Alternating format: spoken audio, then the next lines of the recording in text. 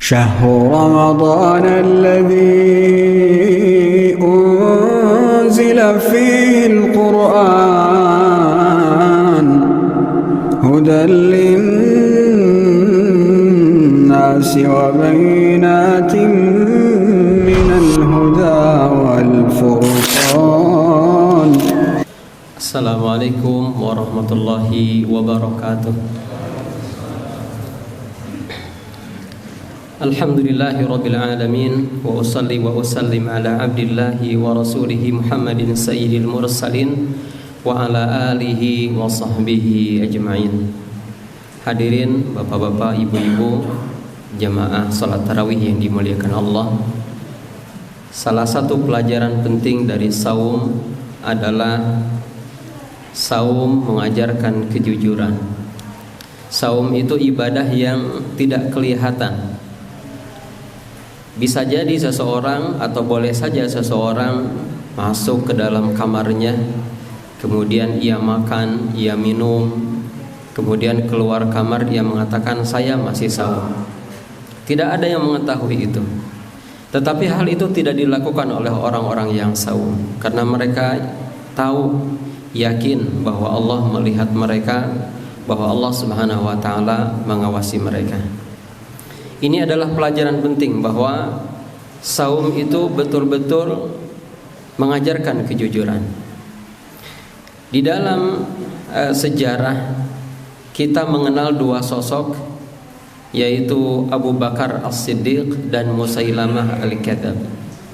Abu Bakar As-Siddiq adalah tokoh yang menjadi semacam simbol dari kejujuran. Ya, kita tahu Abu Bakar As-Siddiq, sahabat Nabi yang mulia, sahabat terdekat Nabi. Ya, bahkan kita Ahlussunnah wal Jamaah meyakini bahwa beliau adalah sahabat paling mulia atau manusia paling mulia setelah Rasulullah SAW. Di antara sebab kemuliaannya adalah kejujurannya. Dia adalah orang yang senantiasa jujur di dalam ucapannya, jujur di dalam perbuatannya.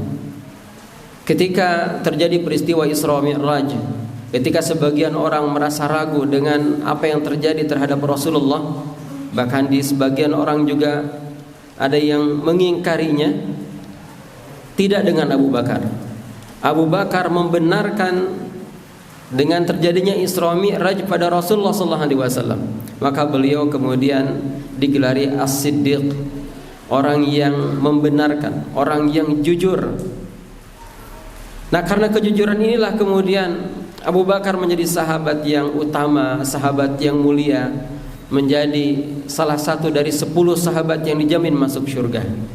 Sampai hari ini namanya selalu disebut, dan setiap penyebutannya selalu dalam konteks kebaikan, dalam konteks yang mulia. Inilah Abu Bakar As-Siddiq. Adapun yang kedua adalah Musailamah.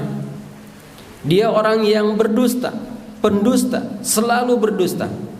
Dan puncak kedustaannya adalah ketika ia mengaku dirinya sebagai seorang rasul.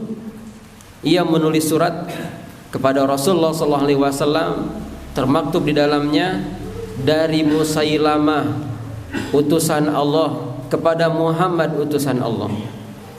Dibacakan di hadapan Nabi. Lalu kemudian Nabi SAW memerintahkan sahabat untuk menjawab suratnya. Ditulis di sana, dari Muhammad utusan Allah kepada Musailamah Al-Kadzdzab, kepada Musailamah sang pendusta, si pembohong. Dan memang dia berdusta. Hadirin rahimakumullah, mari kita lihat bagaimana akhir kehidupannya. Ia diperangi dan matinya terbunuh. Dan hari ini tidaklah disebut namanya kecuali dalam konteks yang buruk, sebagai pendusta, sampah sejarah. Demikianlah akhir orang-orang yang jujur, kemudian akhir dari orang yang berdusta. Nabi kita yang mulia Muhammad SAW memerintahkan kita untuk senantiasa berlaku jujur, mendorong kita untuk jujur dalam ucapan, di dalam perbuatan. Nabi bersabda, alaikum bis sidqi, hendaklah kalian berlaku jujur. Fa inna sidqa yahdi ilal bir. Karena kejujuran itu mengantarkan kepada kebaikan. Wa innal birra yahdi ilal jannah. Dan kebajikan itu mengantarkan kepada surga. Jadi kejujuran itu akhirnya adalah surga. Orang yang jujur di dalam ucapannya, jujur dalam perbuatannya, ia pasti dicintai oleh Allah Subhanahu wa taala. Pernah suatu hari Nabi sallallahu alaihi wasallam berkumpul dengan para sahabat. Lalu kemudian Nabi minta didatangkan air untuk berwudu. Maka para sahabat berlomba-lomba untuk mendatangkan air kepada Nabi sallallahu alaihi wasallam untuk berwudu. Maka Nabi sallallahu alaihi wasallam bertanya kepada para sahabat, "Lima fa'altum?" Kenapa kalian melakukan ini? Maksudnya kenapa kalian begitu bersemangat untuk menghadirkan air wudu? Kemudian mereka menjawab, "Hubbullah wa rasuluh." Kecintaan Allah dan Rasulnya. Maksudnya kami ingin dicintai oleh Allah dan Rasulnya. Lalu kemudian Nabi SAW mengatakan, jika kalian ingin dicintai oleh Allah dan Rasulnya, maka tunaikanlah amanah, ucapkanlah atau senantiasa berucap yang jujur, kemudian berbuat baik kepada tetangga.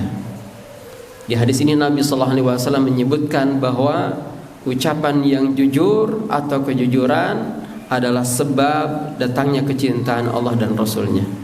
Hadirin rahimakumullah, Nabi SAW pernah ditanya, "Ya Rasulullah, ayyun nasi afdal?" Ya Rasulullah, siapakah manusia yang paling utama? Nabi SAW mengatakan, "Kullu makhmumil qalbi." Yang pertama, mereka adalah orang yang hatinya lembut. Wasudduqil lisan. Yang kedua adalah orang yang senantiasa jujur lisannya, senantiasa jujur ucapannya. Semoga Allah Subhanahu wa taala menjadikan kita orang-orang yang jujur, karena kejujuran itu tuma'ninatul qalbi, mendatangkan ketenangan hati, mendatangkan ketentraman. Allah Subhanahu wa taala merintahkan kita untuk hidup jujur dan hidup bersama dengan orang-orang yang jujur. Ya ayyuhalladzina amanu taqullaha wa kunu ma'as shadiqin. Wahai orang-orang yang beriman, bertakwalah kalian kepada Allah dan hendaklah kalian bersama dengan orang-orang yang jujur. Oleh sebab itu, kalau satu lingkungan pertemanan, komunitas atau apapun namanya, kalau jujur sudah tidak lagi menjadi nilai yang dihormati, yang dimuliakan, maka tinggalkan. Karena Allah Subhanahu wa taala merintahkan kita untuk hidup bersama dengan orang yang jujur. Lawan dari jujur adalah dusta, kebohongan. Dia adalah dosa sekaligus aib yang buruk. Oleh sebab itu Nabi sallallahu alaihi wasallam mengingatkan, ya, wa iyyakum bil kadzib. Hati-hati kalian dengan dusta. Wa innal kadziba yahdi ilal fujur. Karena dusta itu mengantarkan kepada dosa. Wa innal fujura yahdi ilan nar. Sementara dosa itu mengantarkan kepada neraka. Jadi akhir dari kedustaan, akhir dari bohong itu adalah nerakanya Allah Subhanahu wa taala, waliyadzubillah. Hadirin rahimakumullah, dusta itu sifat orang munafik. Nabi menyebutkan ayatul munafiqi thalath, tanda orang-orang munafik itu 3. Dan yang pertama adalah idza haddatsa kadzab. Orang munafik itu apabila berbicara dia dusta. Kemudian barulah Nabi menyebutkan yang kedua, wa idza wa'ada akhlafa, apabila berjanji dia mengingkari, wa idza tuminal khana, apabila diberi amanat dia khianat. Sebagaimana Musailamah al-Kadzab kehidupannya menjadi buruk karena dustanya, maka demikian juga kehidupan seseorang. Ia bisa rusak kehidupannya karena dustanya. Oleh sebab itu Nabi SAW pernah ditanya, "Ya Rasulullah, mungkinkah orang mukmin itu pengecut?" Kata Nabi, mungkin. Mungkinkah orang mukmin bakhil? Mungkin. Mungkinkah orang mukmin itu dusta? Tidak. Nabi SAW mengatakan orang mukmin itu tidak berdusta. Ya. Kadang kita sering mendengar ucapan nggak apa-apalah bohong sedikit, ya sedikit mah nggak apa-apa mungkin. Tidak begitu. Bohong ini termasuk dosa besar. Sedikit banyaknya harus dihindari. Oleh sebab itu hendaklah kita mengupayakan diri supaya jauh dari kedustaan dan sebaliknya senantiasa jujur di dalam ucapan-ucapan kita. Semoga Allah Subhanahu wa taala memberikan taufik kepada kita semua, menjadikan kita semua orang-orang yang jujur dan menjauhkan kita dari segala bentuk kebohongan. Hadirin rahimakumullah, ini barangkali yang bisa saya sampaikan. Subhanakallah bihamdik, asyhadu an la ilaha illa anta astaghfiruka wa atubu ilaik. Wassallallahu ala Muhammadin wa ala alihi washabihi wasallam. Assalamualaikum warahmatullahi wabarakatuh.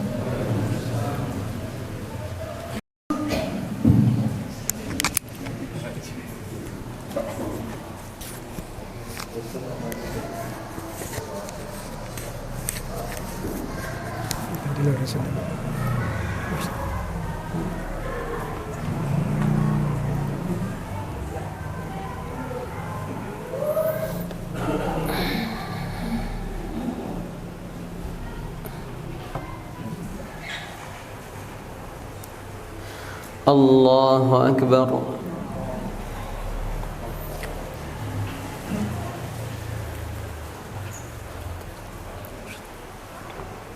Bismillah.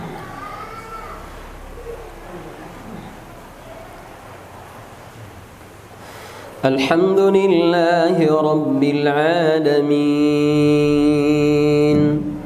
Ar-Rahmanir Rahim, Maliki Yawmiddin. Iyyaka na'budu wa iyyaka nasta'in. Ihdinas siratal mustaqim,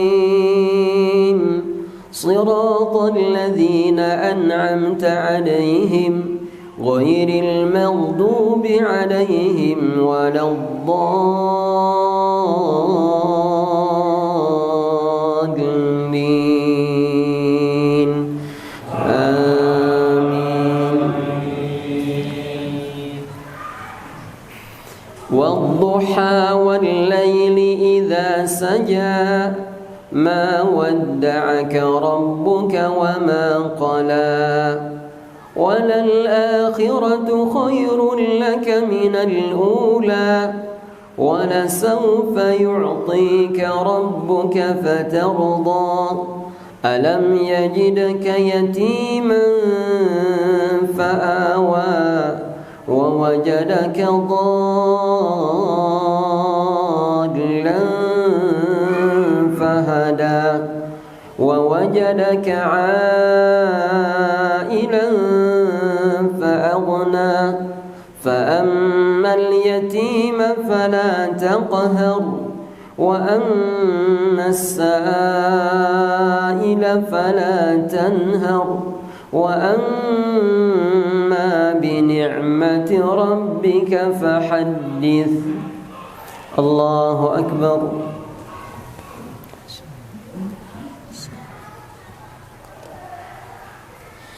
سمع الله لمن حمده.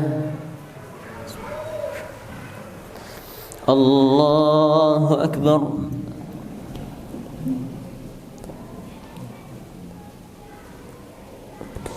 الله أكبر.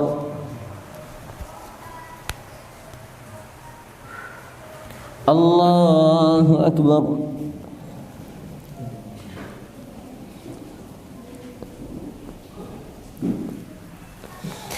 الله أكبر.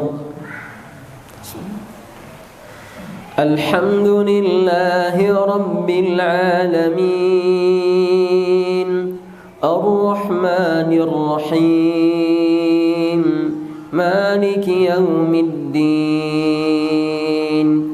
إياك نعبد وإياك نستعين. اهدنا الصراط المستقيم، صراط الذين أنعمت عليهم غير المغضوب عليهم ولا الضالين.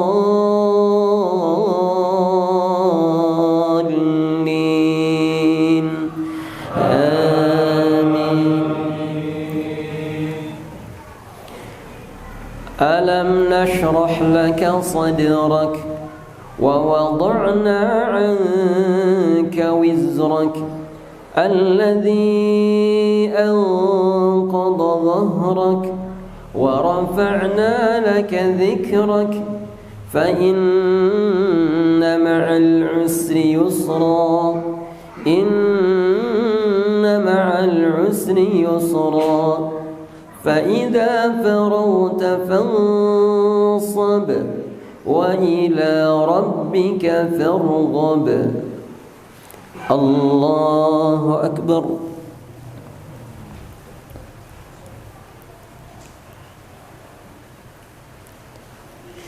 سمع الله لمن حمده.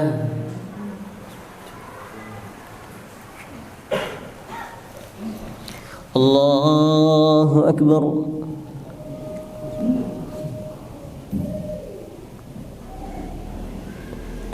الله أكبر.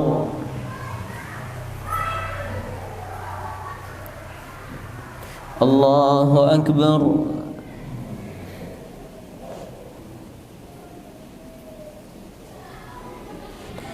الله أكبر.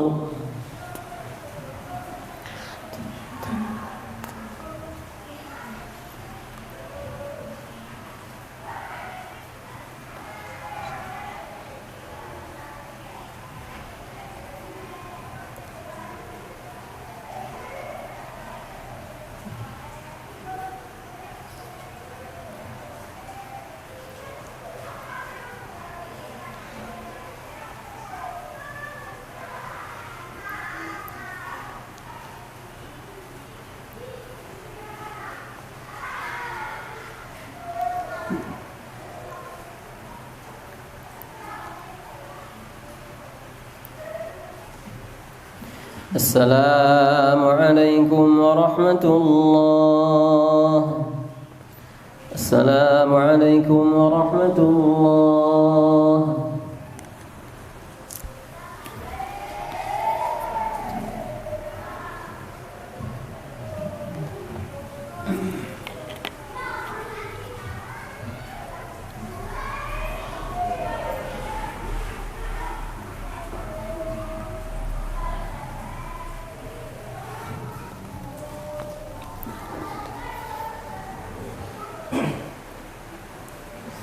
الله أكبر.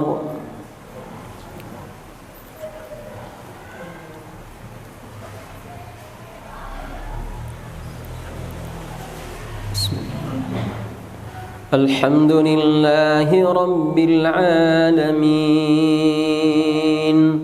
الرحمن الرحيم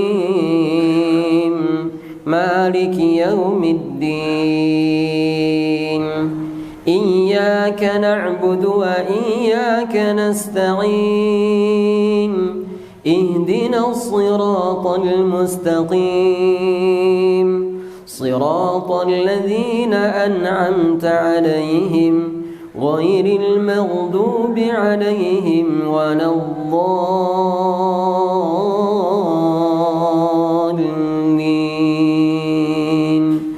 آمين. والتين والزيتون وطور سينين وهذا البلد الأمين لقد خلقنا الإنسان في أحسن تقويم ثم رددناه أسفل سافلين إلا الذين آمنوا وعملوا الصالحات فلهم أجر غير ممنون فما يكذبك بعد بالدين أليس الله في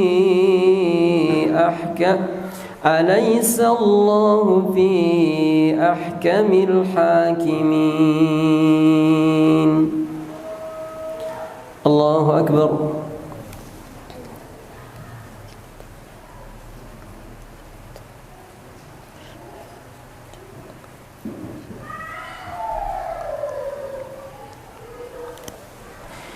سمع الله لمن حمده الله أكبر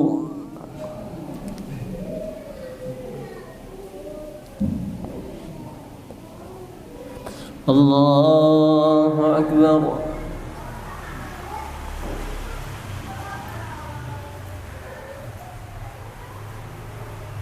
الله أكبر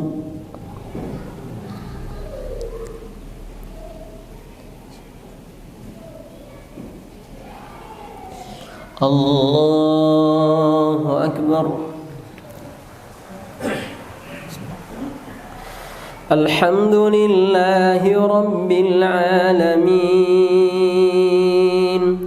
الرحمن الرحيم مالك يوم الدين إياك نعبد وإياك نستعين اهدنا الصراط المستقيم صراط الذين أنعمت عليهم غير المغضوب عليهم ولا الضالين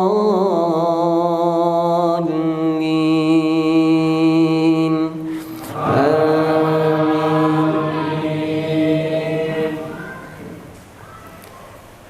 والتين والزيتون وطور سينين وهذا البلد الأمين لقد خلقنا الإنسان في أحسن تقويم ثم رددناه أسفل سافلين إلا الذين آمنوا وعملوا الصالحات فلهم أجر غير ممنون فما يكذبك بعد بالدين أليس الله بأحكم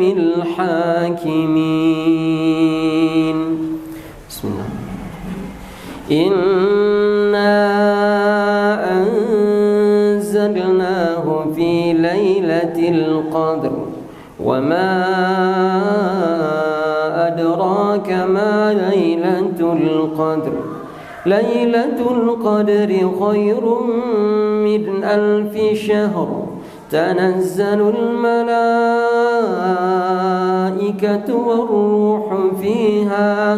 والروح فيها بإذن ربهم من كل أمر سلام هي حتى مطلع الفجر الله أكبر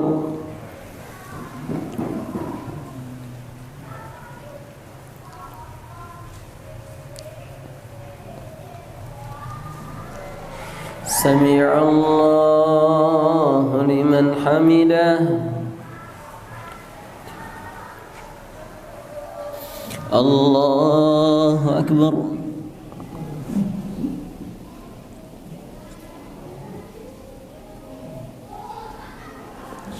الله أكبر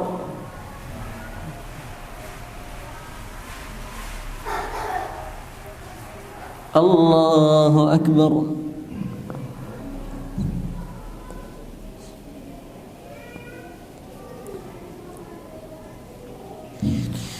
الله أكبر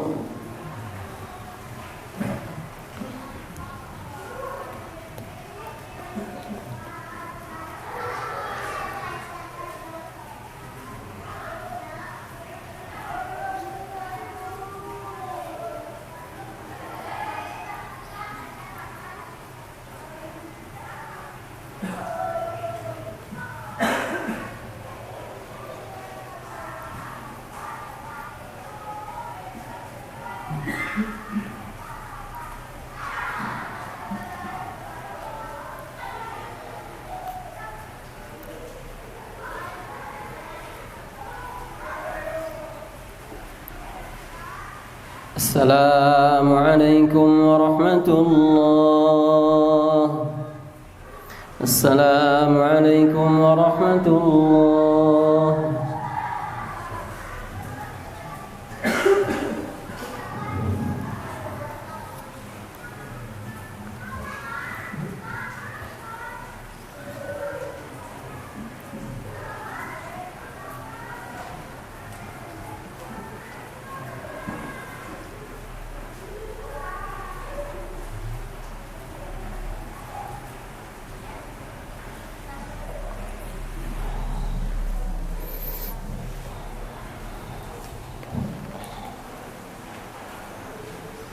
الله أكبر.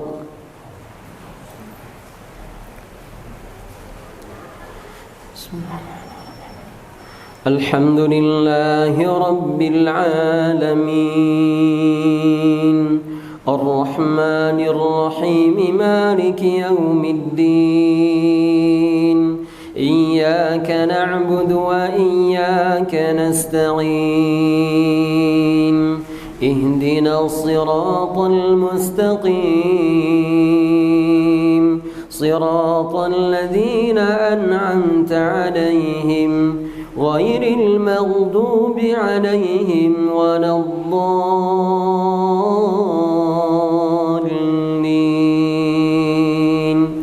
آمين.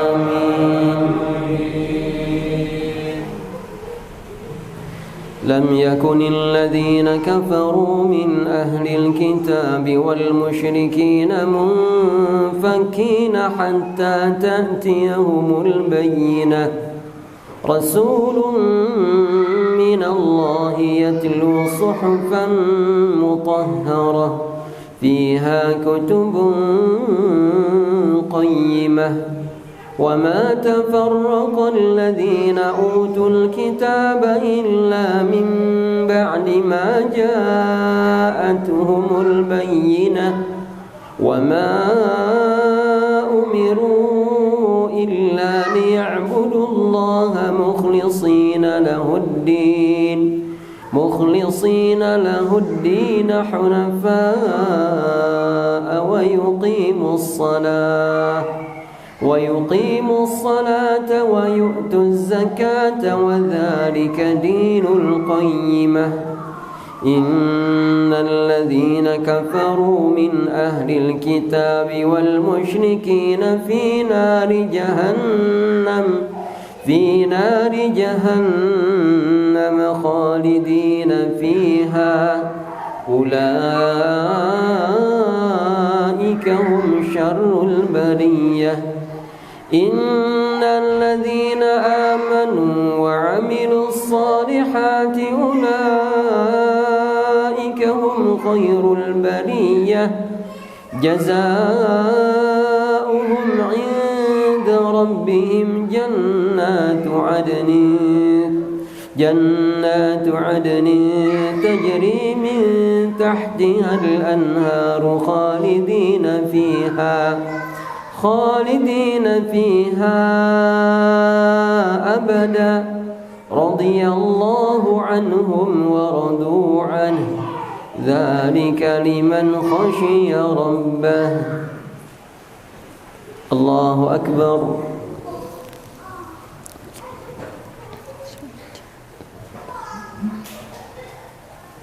سمع الله لمن حمده. الله أكبر.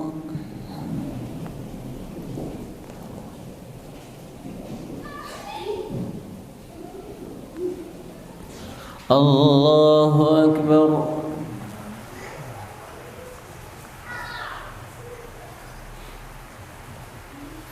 الله أكبر.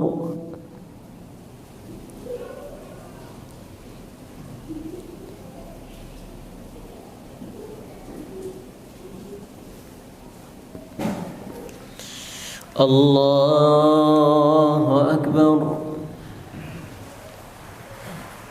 بسم الله.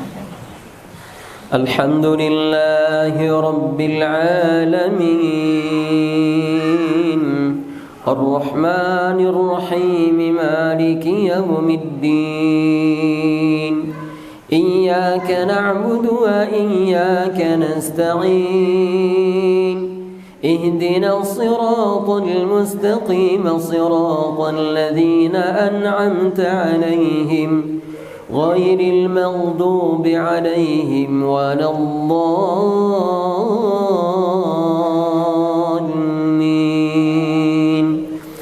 آمين. إذا زلزلت الأرض زلزالها وأخرجت الأرض أثقالها وقال الإنسان الإنسان ما لها يومئذ تحدث أخبارها بأن ربك أوحى لها يومئذ يصدر الناس أشتاتا ليروا أعمالهم فمن يعمل مثقال ذرة خيرا يره ومن يعمل مثقال ذرة شرا يره. الله أكبر.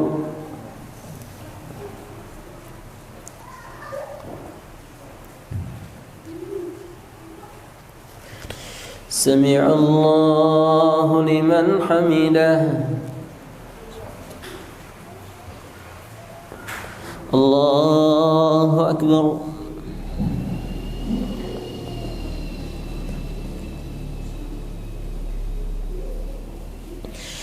الله أكبر.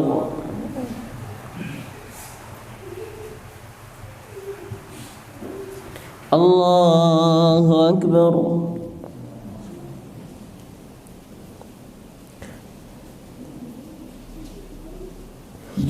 الله أكبر.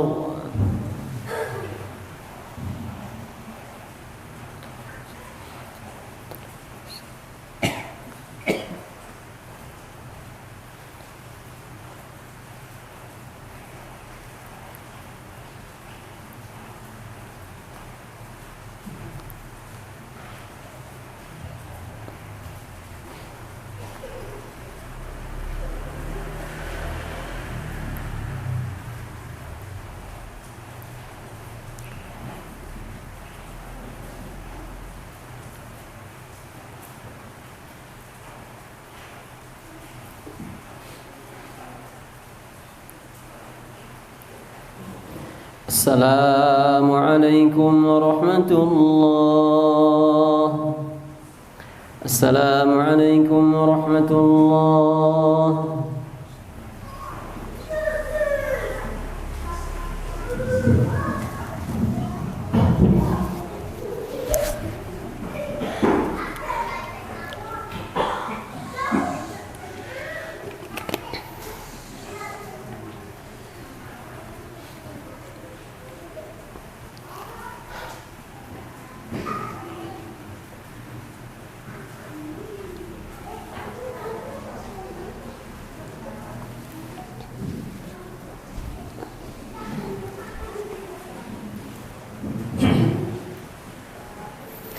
الله أكبر.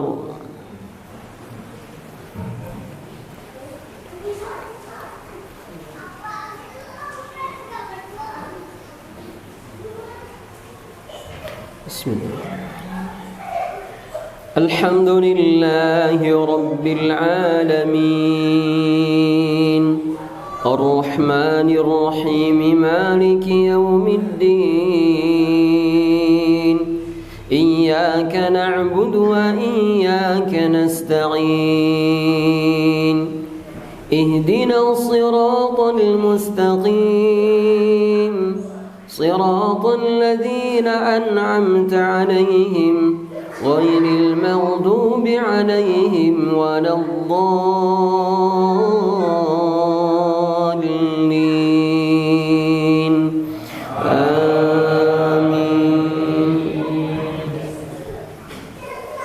والعاديات ضبحا فالموريات قدحا فالمغيرات صبحا فأثرن به نقعا فوسطن به جمعا إن الإنسان لربه لكنود وإنه على ذلك لشهيد وإنه لحب الخير لشديد أفلا يعلم إذا بعثر ما في القبور وحصل ما في الصدور إن ربهم بهم يومئذ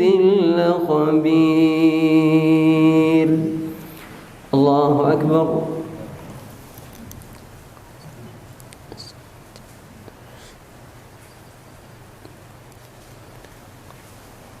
سمع الله لمن حمده.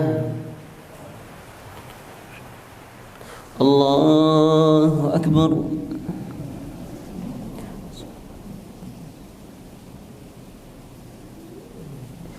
الله أكبر.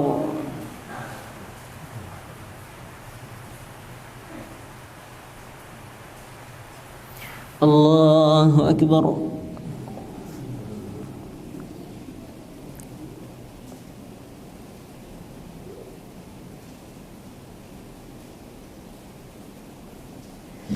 الله أكبر. الحمد لله رب العالمين الرحمن الرحيم مالك يوم الدين إياك نعبد وإياك نستعين اهدنا الصراط المستقيم صراط الذين أنعمت عليهم غير المغضوب عليهم ولا الضالين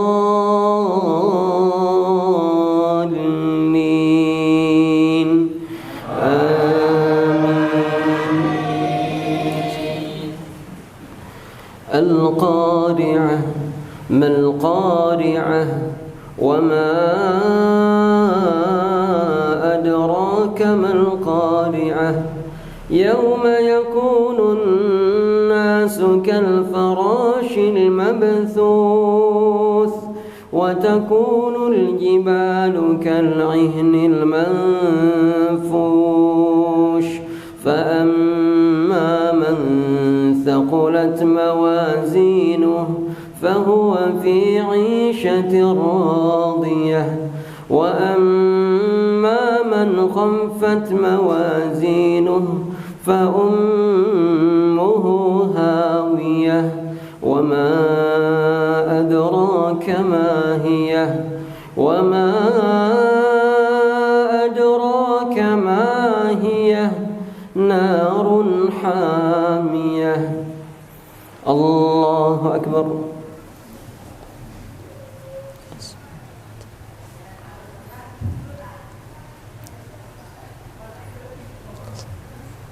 سمع الله لمن حمده.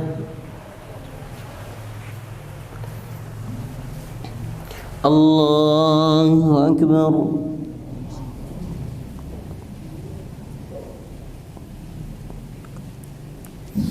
الله أكبر.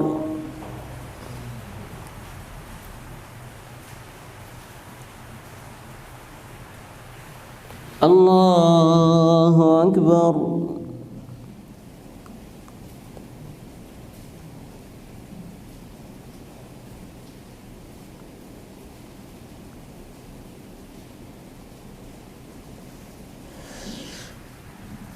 الله أكبر.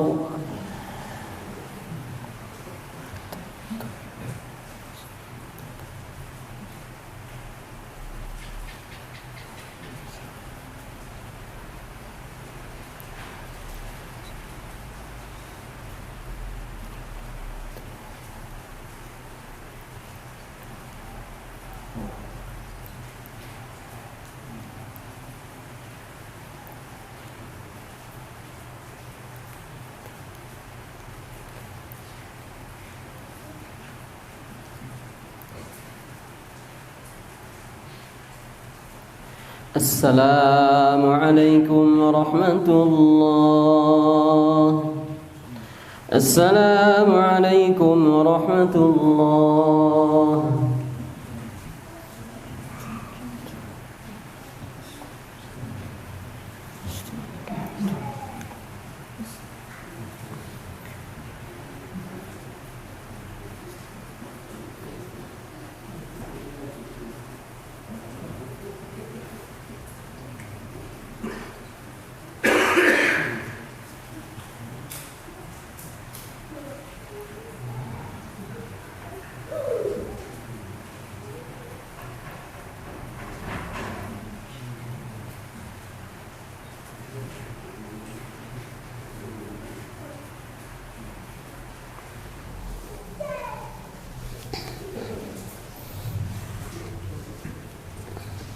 witir.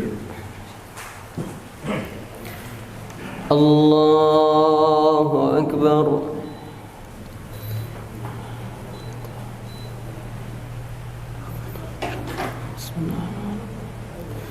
Alhamdulillahi Rabbil Alamin, Ar-Rahmanir Rahim, Maliki Yawmiddin. Iyyaka na'budu wa iyyaka nasta'in. Ihdinas siratal mustaqim, صراط الذين أنعمت عليهم غير المغضوب عليهم ولا الضالين.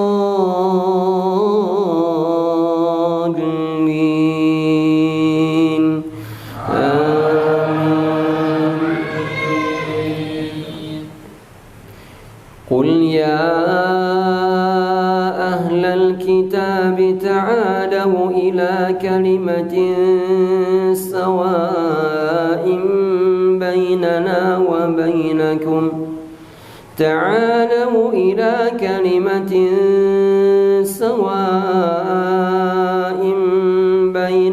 وبينكم ألا نعبد إلا الله ولا نشرك به شيئا ولا يتخذ بعضنا بعضا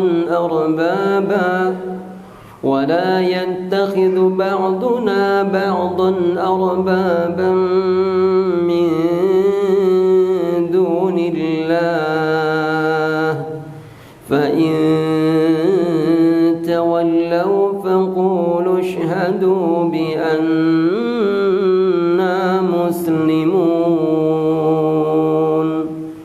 الله أكبر.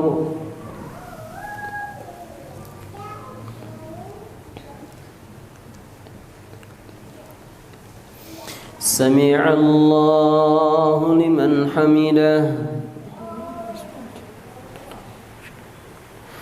الله أكبر.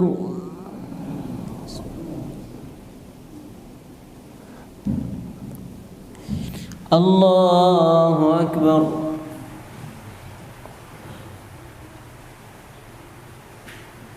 الله أكبر.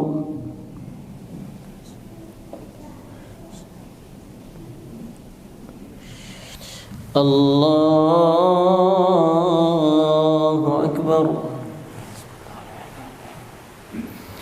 الحمد لله رب العالمين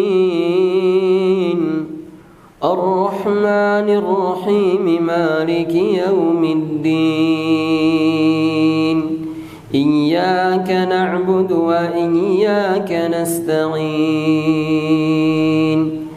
اهدنا الصراط المستقيم صراط الذين أنعمت عليهم غير المغضوب عليهم ولا الضالين.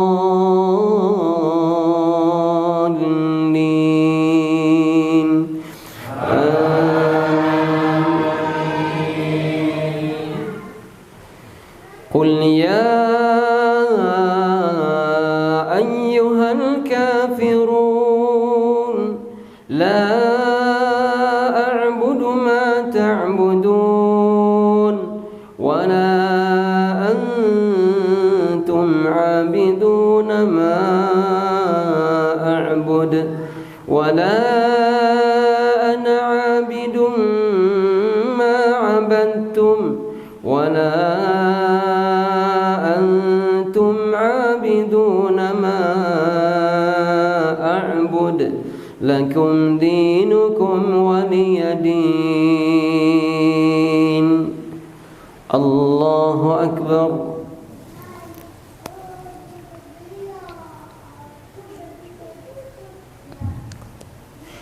سمع الله لمن حمده. الله أكبر.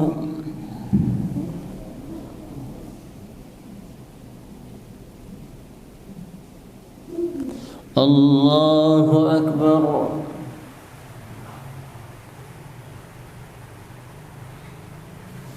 الله أكبر.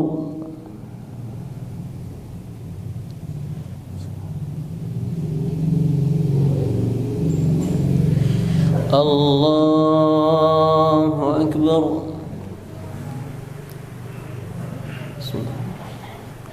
الحمد لله رب العالمين الرحمن الرحيم مالك يوم الدين إياك نعبد وإياك نستعين اهدنا الصراط المستقيم صراط الذين أنعمت عليهم غير المغضوب عليهم ولا الضالين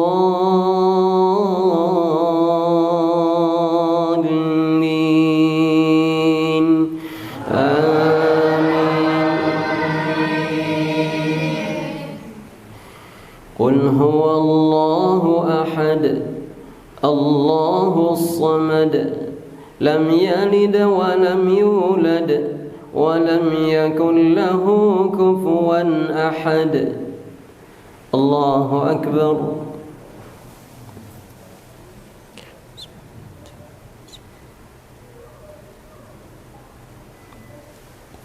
سمع الله لمن حمده. الله أكبر.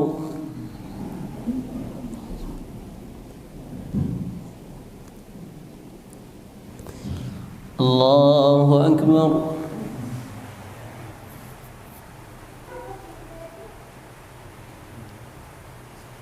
الله أكبر.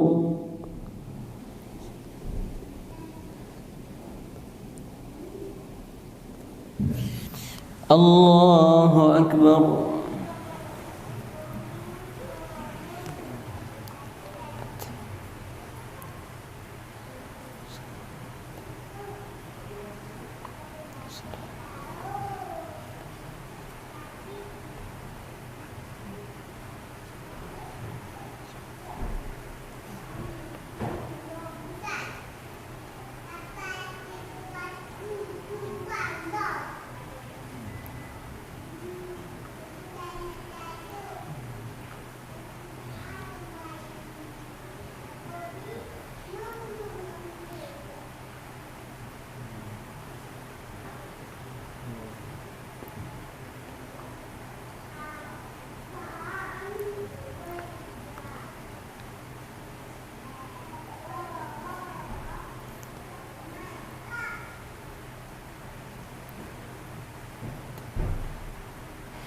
السلام عليكم ورحمة الله.